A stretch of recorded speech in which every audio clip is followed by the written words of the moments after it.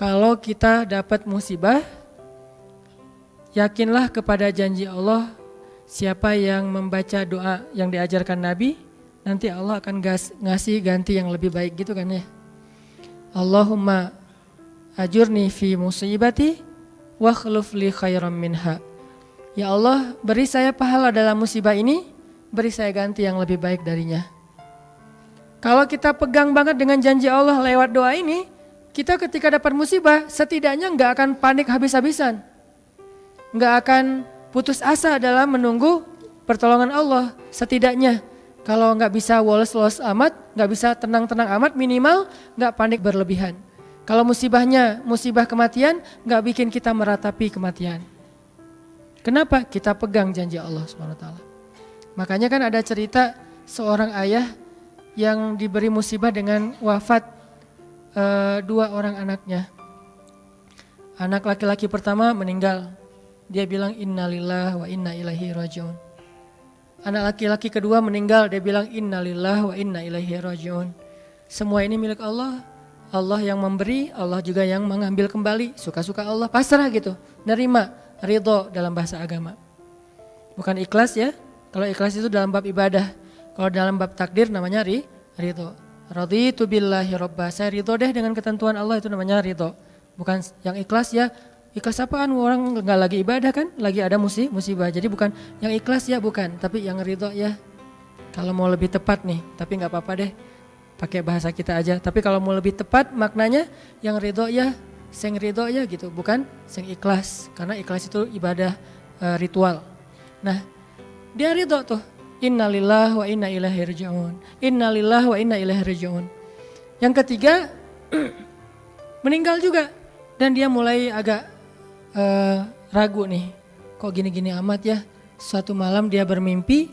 Dalam mimpi itu ayah ini mau jatuh ke sebuah jurang yang di bawahnya api, kayak api neraka gitu. Ditarik sama 2 anaknya, cuman gak kuat. Kata mereka seandainya adik ada di sini pasti bisa narik nih, bisa nyelamatin ayah.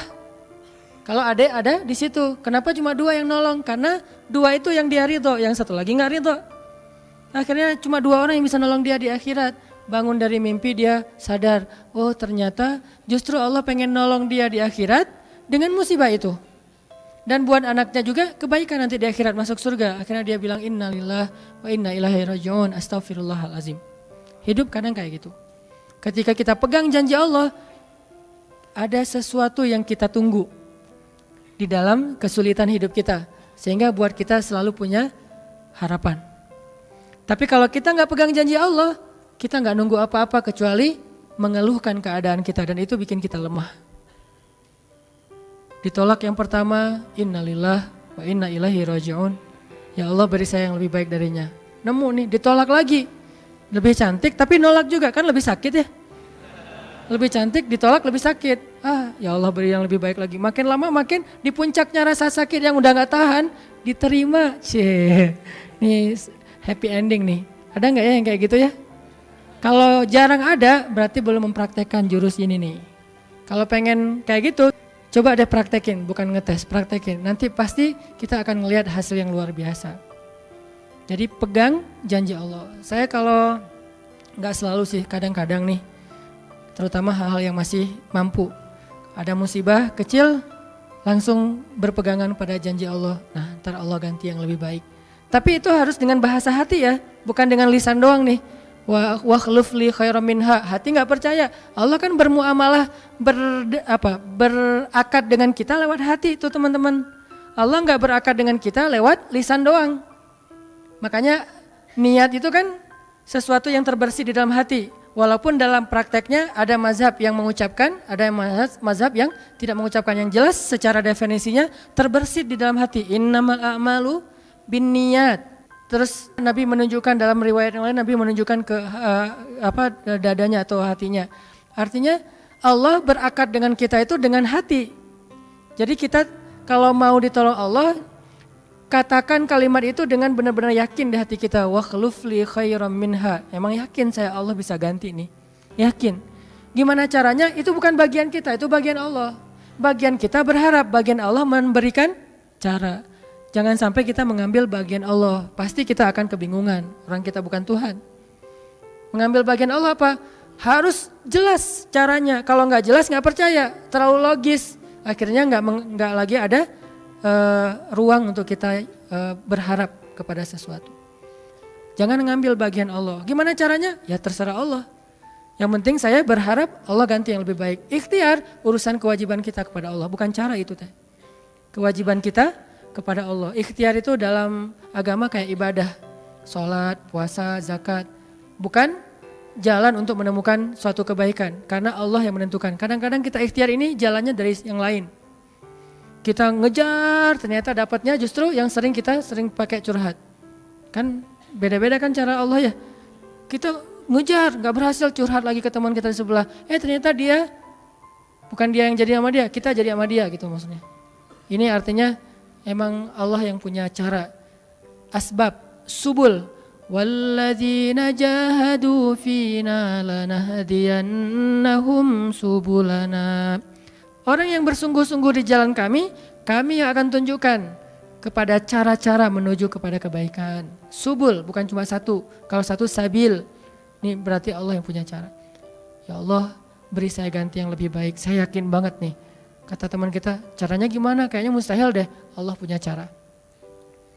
Allah bisa mendatangkan sesuatu dengan cara-cara yang kita mengerti, ilmiah, logis.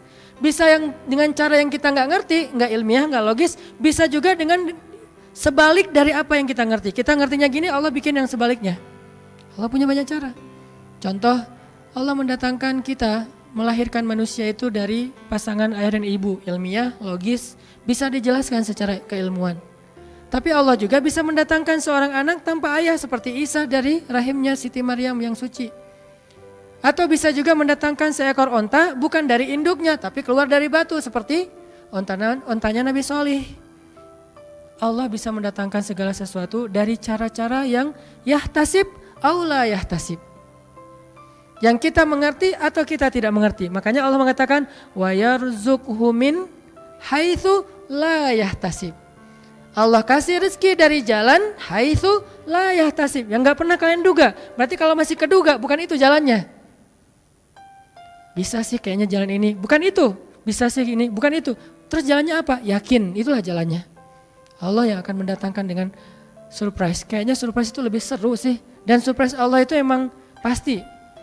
Allah kalau ngasih surprise itu benar-benar ngasih dan buat kita benar-benar ngerasa beruntung. Kalau kita percaya, makanya berakatlah dengan Allah lewat hati. Hadza ma wa'adanallahu wa rasuluh wa shadaqallahu wa rasuluh. Benarlah Allah dan Rasul. Hasbiyallah atau apapun ucapan-ucapan belief, termasuk wakhluf li khairam minha, beri saya ganti yang lebih baik darinya. Tapi kita berakad itu dengan hati, Allah tunjukin tuh. Ini yang bisa bikin kita sedikit lebih tenang atau banyak bisa dapat ketenangan kalau kita dalam kondisi yang sulit. Kalau diuji dalam hal-hal yang kayaknya mentok gitu. Mau kemana lagi nih? Mau gimana lagi nih? Mau apa lagi nih? Kan gitu kan? Udah gak tahu lagi mau gimana, mau kemana, mau apa, mau siapa lagi nih? Kayaknya semua yang di list reunian udah ditembak satu-satu, gagal semua gitu kan. Mau siapa lagi nih? Teman kuliah udah, teman SMA udah, sampai teman SD juga udah. Masa nyari teman TK gitu kan ya? Nyari semua nolak, ke siapa lagi? Allah yang punya siapanya. Kadang-kadang siapanya Allah itu kita gak pernah ngeduga. Yang kita gak pernah mau ke situ karena berpikir gak mungkin deh kalau itu mah. Justru kita gak ngedatangin dia karena kita gak percaya mungkin. Tapi buat Allah apa sih yang gak mungkin? Julaibib dengan kondisi rakyat jelata banget ketemu seorang cewek yang selebgram banget. Bisa aja tuh. Apalagi kita yang insya Allah gak Julaibib amat lah ya. Masih kerenan dikit lah. Walaupun mungkin solehnya pasti jauh dengan Julaibib. Tapi secara fisik ya kita bukan budak. Kita bukan orang yang seperti digambarkan di dalam hadis. Walaupun tingkat kesolehannya jauh. Pasti sahabat itu tidak tertandingi.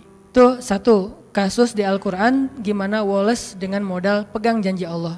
Berakad kepada Allah dengan hati. Ini kata kuncinya. Berakad kepada Allah dengan hati. Dan Allah pasti la yukhliful mi'ad. Gak akan ingkar janji. Gak akan kalau dengan hati. Masalahnya tingkat hati juga darajat. lahum darajatun 'inda rabbihim. Orang yang beriman itu bertingkat-tingkat. Ada yang imannya itu benar-benar luar biasa, sampai hal yang paling mustahil buat dia tuh nggak ada yang mustahil buat Allah. Ada yang berimannya yang berat-berat mah dia masih agak-agak ragu, yang ringan-ringan dia masih yakin. Berarti aku tergantung prasangka hambaku kepadaku. Ada tingkat keimanan kayak Ibrahim. Mungkin kita nggak seperti Ibrahim, sehingga kita nggak bisa nyoba. Saya coba bakar deh. Hasbiyallahu wa ni'mal wakil, nyalain korek api, kebakar pasti itu mah. Karena kita belum seiman Ibrahim. Di sini kan keukur ya keimanan kita. Nggak usah dipancing-pancing lah, nyari aja sendiri. Dan Ibrahim juga nggak sekaligus sampai ke level itu teman-teman. Ibrahim sampai ke level itu butuh proses. Salah satu prosesnya direkam di surat Al-Baqarah. Wa idh qala Ibrahimu rabbi arini kaifa tuhyil mauta.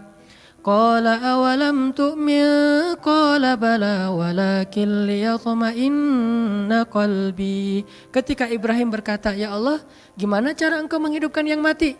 Kata Allah, emangnya kamu gak percaya Ibrahim? Kata Ibrahim, percaya Allah, bala, percaya, maaf. Cuman saya pengen lebih tenang. Berarti apa? Beriman sudah, cuman pengen naik level. Sampai bisa tuma'ninah, walas, tenang dalam kondisi seberat apapun. Ini tingkat imannya Ibrahim.